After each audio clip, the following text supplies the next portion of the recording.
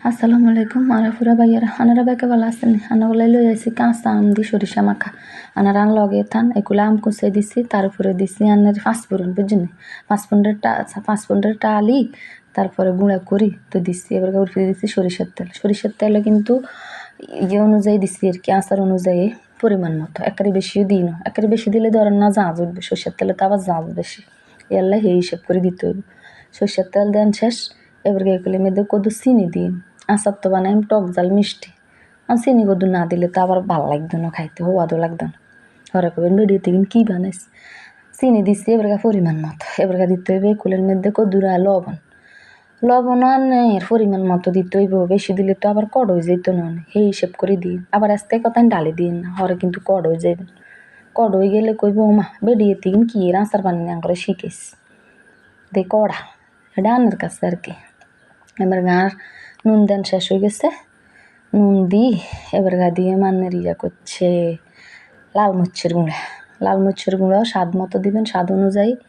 যদি আনে বেশি জাল খাইতে মন চায় তাহলে আনে বেগুন ডালি দিলেও হারে নাই কিন্তু এত বেশি জাল খাইতাম হারি না আমি আর পরিমাণ মতো দিছি আর কি যদুরা খাইতাম হারি মেদুরাই দিছি হিয়ার হরে দিছি এবার গা গোড়া মরিচের টালি লইছি টালি গুঁড়া করে লইছি এই গুঁড়া এগুলো নিয়ে হলো ডালি দিছি বুঝছেন ডালি দিই সব কিছু আর দেন শেষ হয়ে গেছে এবার গাইগিন রে মাখা জাখা করার ফালা শুরু করে দিছি আর কি মাখা জাখা গো যত মাখা জাখা করবেন তত স্বাদ বাড়ে যাবে যত মাখবেন তত স্বাদ বাড়ে যাবে আমি মাখতে আসি আল্লাহ গো মাখতে তো আর এত লোভ লাগে গেছে মনে কর বেগি নাই খাই লেতাম আবার বেগি নাই না খাইলে আবার খাইব কে আচার বানাই খাইতে হবে কি আরেকজনে আনারাও চলে নানাগরাও খাওয়াই তো এবার মাখতে আসি মাখা টাখা অলরেডি শেষ হয়ে আসছে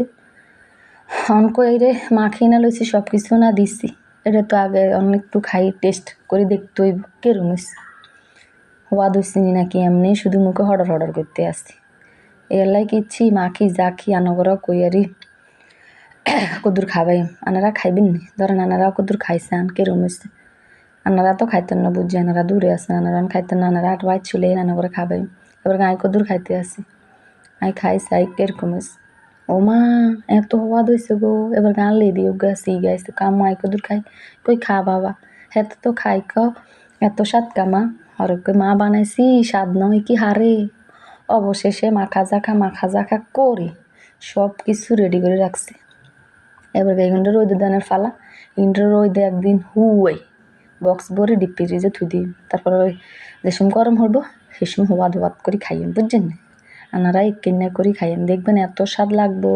আর নতুন আচার টিপস জানতে আরও ফলো করেন ওকে।